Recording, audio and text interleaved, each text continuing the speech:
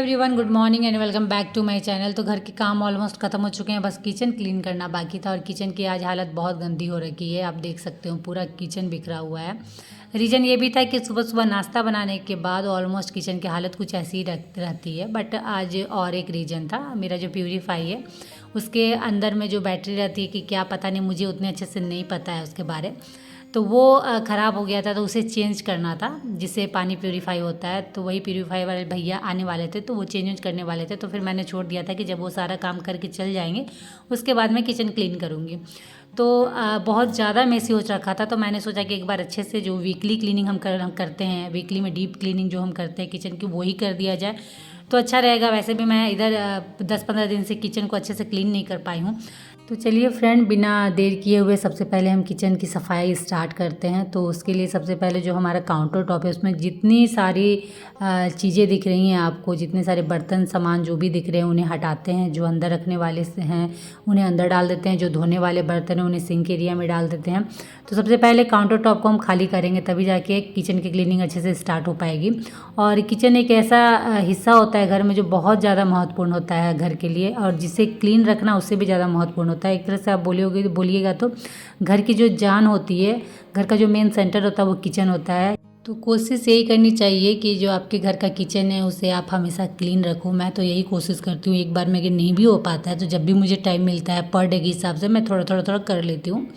But कोशिश करती हूँ कि जो वीकली रूटीन है मेरा किचन क्लीनिंग का वो कर दूँ। उससे क्या होता है ना, एक बार में भार सर पे नहीं पड़ता है। नहीं तो किचन देखिए आपका छोटा हो या बड़ा हो, किचन में बहुत ज़्यादा टाइम लगता है साफ़ सफाई करने में। इसलिए कोशिश करें कि थोड़ा करके उसे डेली ही कर दो आप, ताकि एक बार में बहुत ज़्यादा भार ना पड़े।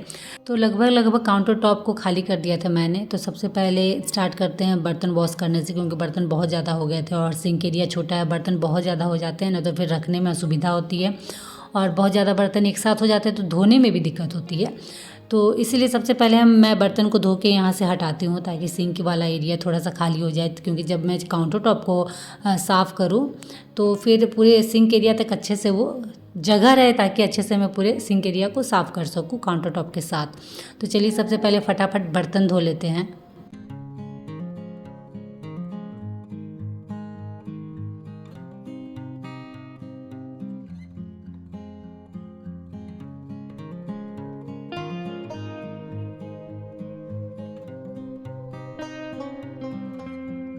तो जितने भी गंदे बर्तन पड़े हुए थे उन सारे बर्तनों को मैंने धो लिया है। और इधर जो मेरे ग्लासेस के सेल्फ़ लगे हुए हैं उनमें जो कप हैं जार हैं उन सबको मैं हटा लेती हूँ, क्योंकि जो ग्लासेस के सेल्फ़ लगे हुए हैं वो भी तेल के छींटे पड़ के उनमें भी काफ़ी जम गए हैं, तो काफ़ी गंदे हो रखे हैं। तो उन्हें भी स्क्रबर से अच्छे से रगड़ के मुझे साफ़ करना होगा।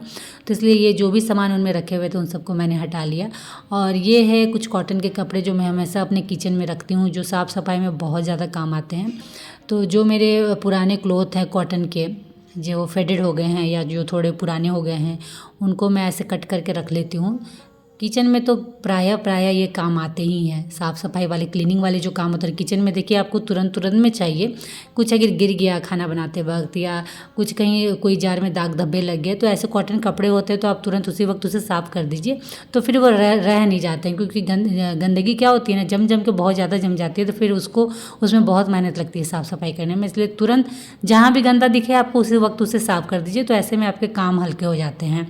तो चलिए सबसे पहले प्यूरीफाई वाले एरिया से काम स्टार्ट करते हैं क्लीनिंग का। तो एक्चुअली जो वो लोग आए थे भैया लोग प्यूरीफाई को के अंदर सामान को डालने के लिए, जो भी सेट करने के लिए, तो वो लोग जब गए तो तार और जो पाइप हुए ना वो इधर उधर हो गए थे। तो फिर उसे मैंने एक साथ एक जगह से सेट करके रख दिया, क्योंकि बहुत जगह से तार या पाइप निकले हुए अच्छे नहीं लगते हैं। उसके बाद थोड़े बहुत हाथ के दाग धब्बे उसमें चले गए थे, तो वो क्लीन कर दे रही हूँ। क्योंकि वाइट है ना, तो तुरंत थोड़ा सा भी दाग धब्बा होता है तो नज़र आता है, तो उसे क्लीन मैंने कर दिया। और साथ ही साथ उधर जो ग्लासेस के सेल्फ लगे हुए हैं वो भी थोड़े बहुत गंदे हो रखे थे, उतनी ज़्यादा तो नहीं बट थोड़े बहुत, तो उसे भी मैंने साथ ही साथ उसी कपड़े से पोंछ दिया। और अब चलती हैं इधर जो कैबिनेट है वहाँ से स्टार्ट करते हैं।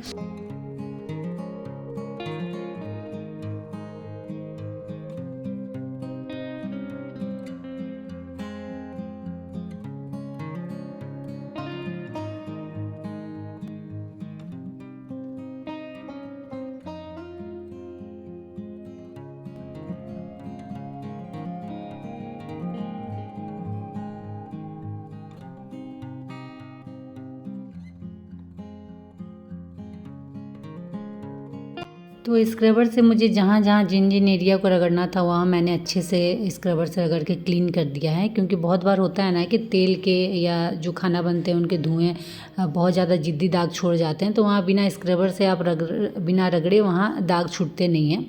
तो वही स्क्रबर से मैंने अच्छे से रगड़ लिया। अब जो मेरे वाइट वाइट सनमाइका हैं वो पूरा चमक रहे हैं, और एक भींगे कपड़े से फिर उसके बाद मैं पोंछ ले रही हूँ, ताकि जो भी थोड़े बहुत गंदा रह गया हो वो इस कपड़े से मैं साफ़ कर लूँगी।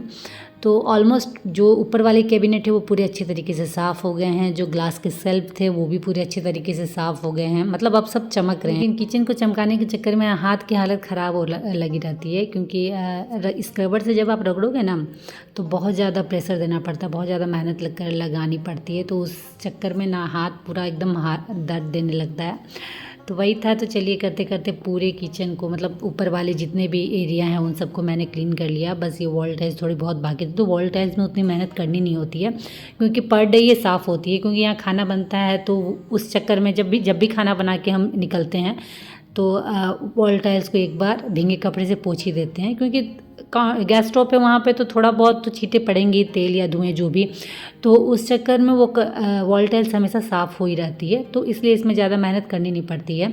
जो रहता है वो कैबिनेट वाला एरिया रहता है, काउंटर टॉप रहता है, गैस स्टोव वाला एरिया रहता है, उन सब में ज़्यादा मेहनत करनी पड़ती है। तो चलिए भींगे हुए कपड़े से पूरे वॉल टाइल्स को मैंने एक बार अच्छे से पोंछ लिया है। तो जो वॉल टाइल्स है वो पूरा चमक रही है, तो काफ़ी अच्छा लग रहा है देख के, क्योंकि साफ़ सुथरे किचन किसको नहीं पसंद। तो चलिए वो सारी चीज़ें हो गई थी जहाँ जहाँ मुझे साफ़ करना था ऊपर में काउंटर टॉप के, तो वो सब पूरा मैंने साफ़ कर लिया।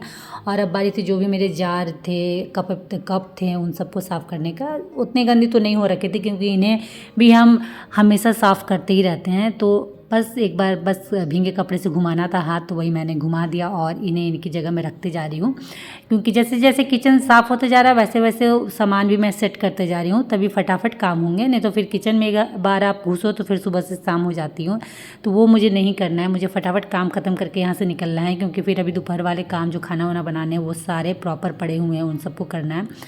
तो जो ऊपर वाले कैबिनेट के नीचे ग्लासेस थे वो सब मैंने साफ़ कर लिए थे। अब इधर फ्रिज के ऊपर जो ग्लास के सेल्फ है उन्हें थोड़े बहुत साफ़ करने थे, तो वो मैंने साफ़ कर लिया। और कप जो थे वो मैंने वहाँ रख दिया, जो ऐसे कप जो गेस्ट आने से हम यूज करते हैं, तो उसे मैंने यहाँ रखा है, क्योंकि ये थोड़ी हाइट पे है, तो इसे हम पर डे में यूज नहीं कर सकते हैं, तो इसलिए मैंने इसे एक किनारे रख दिया है कि जब कोई गेस्ट आएंगे, जब इनका ज़रूरत होगा तो फिर यहाँ से मैं निकाल लूँगी। उसके बाद फ्रिज के ऊपर थोड़ा गंदा हो रखा था, तो उसे भी मैंने साथ ही साथ पोंछ लिया, क्योंकि आप अगर एक कोने में जाओ ना तो वहाँ जितने भी सामानें रहती है उन सबको ही साथ पोंछ के निकल जाओ, साफ़ सुथरा करके निकल जाओ, तो ही अच्छा है। तो चलिए इधर लगभग हो गया था, ऊपर भी मैंने सामान वामान सेट करके रख दिया। तो साथ ही साथ मेरा काम चल रहा था क्लीनिंग का भी, और जितने भी सामान है उन्हें सेट करने का भी, तो फटाफट काम सारे हो रहे थे।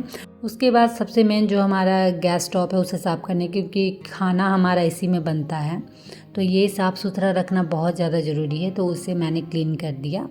और उसके बाद जो नीचे काउंटर टॉप है उसे भी मैंने स्क्रबर से अच्छे से रगड़ दिया, क्योंकि देखिए डार्क ग्रीन है तो ऐसे पता नहीं चलता है इसमें गंदगी, वो एक ही जैसा गंदगी रहने नहीं रहने पे भी एक ही जैसा दिखता है, लेकिन जब आप स्क्रबर से रगड़ोगे ना तब पता चलता है कि कितना ज़्यादा गंदगी इसमें बैठ गई है। तो वही मैंने साफ़ कर लिया। उसके बाद फिर एक भींगे कपड़े से मैं कुक टॉप को और जो भी मेरा काउंटर टॉप है उसे अच्छे से पोंछ दे रही हूँ।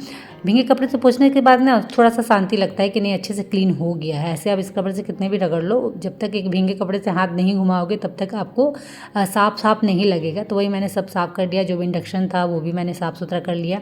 और उसके बाद अभी जो मैंने बर्तन धो के रखे हैं वो सारे सूख गए हैं, तो उसे मैं अपनी जगह में सेट कर देती हूँ, ताकि ये सिंक वाला एरिया थोड़ा सा खाली हो जाए, ताकि मुझे साफ़ करने में थोड़ा सा आसानी हो जाए, क्योंकि बर्तन भरे पड़े हुए हैं, भले धुले हुए बर्तन हैं लेकिन जगह को घेरे हुए हैं। जितने भी धुले हुए बर्तन थे उन सबको मैंने उनकी जगह में सेट कर दिया। तो अभी जो सिंक वाला एरिया है वो थोड़ा सा क्लीन हो गया है, थोड़ा सा बर्तन वहाँ से कम हो गया, तो अभी इस एरिया को मैं अच्छे से क्लीन कर सकती हूँ। और जब तक आप इसे अच्छे से स्क्रबर से नहीं रगड़ो तब तक ये क्लीन नहीं होता है, क्योंकि ये जो सिंक वाला एरिया हमेशा आपको बर्तन धोना ही है। तो इसी भी मैंने स्क्रबर से अच्छे से जो मेरा बर्तन साफ़ करने वाला लिक्विड था उसी से मैंने अच्छे से एकदम रगड़ के साफ़ कर लिया है। जो वहाँ नल के अगल बगल जो भी वॉल टाइल्स लगी हुई हैं वो भी थोड़ा सा गंदे हो रखे थे, क्योंकि पानी के दाग रहने से भी ना वो गंदा ही लगता है। पानी के छींटे जो पड़ के दाग हो जाते हैं वो भी दिखने में काफ़ी गंदे लगते हैं, तो इधर कुछ ऐसा ही हाल था। तो वही मैंने स्क्रबर से चारों तरफ अच्छे से रगड़ के इसे साफ़ कर लिया है, और इसे अब पानी से अच्छे से धो देती हूँ, ताकि ये एरिया भी मेरा चमक जाए। क्योंकि किचन आप स्टार्ट करते हो साफ़ करना ना, तो उसके बाद लगता है कि किचन का हर एक कॉर्नर चमके जब हम इसे साफ़ करके निकले, तो ताकि जब हम वापस किचन में आएँ काम करने, खाना बनाने, तो फिर किचन में काम करने में बड़ा सुकून लगे। तो मेन पॉइंट तो यही रहता है कि किचन इतनी साफ़ सुथरी हो कि खाना बनाने में हमारा मन लगा रहे। नहीं तो ऐसा होता है ना कि किचन थोड़ा सा भी मैसी रहने से लगता है कि जल्दी जल्दी काम ख़त्म करके यहाँ से निकलो। तो इधर लगभग हो गया था और अब बारी थी फ्लोर को साफ़ करने के लिए। तो उसके पहले जो यहाँ आटे की थैली रखी हुई है उसे मैं इस डब्बे में डाल देती हूँ। जितना आटे का आटेगा, नहीं तो बाकी आटे की थैली को कॉर्नर में ऐसे कहीं किनारे रख दूँगी। जब यूज करना होगा तो फिर निकाल दूँगी, क्योंकि बाहर ऐसे पड़े रहने से बिल्कुल अच्छे नहीं लगते हैं। तो वही जितना आटा उतना मैंने डब्बे में डाल दिया, बाकी की थैली को मैंने अंदर कॉर्नर में रख दिया है। और इसे अब अंदर रख के चलिए सबसे पहले फ्लोर को साफ़ करते हैं, क्योंकि फ्लोर काफ़ी ज़्यादा गंदा हो रखा था। तो झाड़ू लगा लेते हैं फटाफट, क्योंकि ऑलमोस्ट पूरे घर को मैंने साफ़ सुथरा कर लिया था, बस यही वाला एरिया बचा हुआ था। तो ऊपर साफ़ करने के बाद अब नीचे फ्लोर की बारी थी, तो फटाफट मैंने झाड़ू लगा लिया।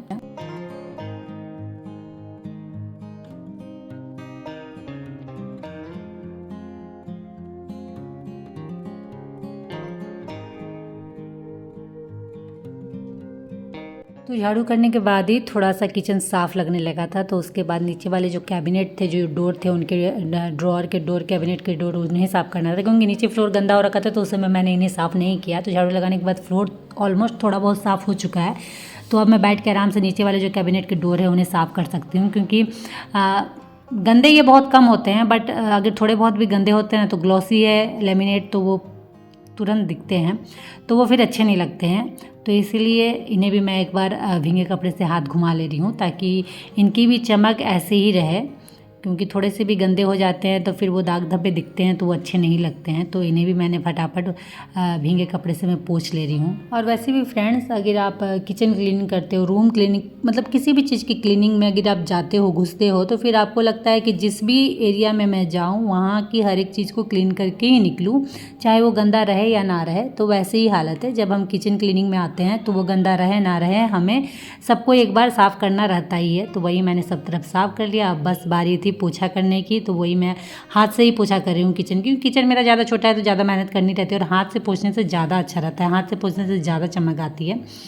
तो वही मैंने हाथ से सब तरफ पोंछ लिया, और पोंछने के बाद सही में किचन बहुत ज़्यादा साफ़ सुथरा और अच्छा लग रहा है। मतलब अब मुझे भी काम करने में मज़ा आएगा। और क्या होता है ना, हम हाउसवाइफ का मोस्टली टाइम किचन में ही जाता है। मतलब 24 घंटे में मुझे लगता है कि जो हम सोते हैं रात में, बस उसके बाद जो ऑलमोस्ट टाइम है वो किचन में ही जाता है। तो साफ़ तो रखना बनता है। तो देखिए किचन मेरी बिल्कुल साफ़ हो चुकी है, काफ़ी अच्छी लग रही है साफ़ सुथरी किचन।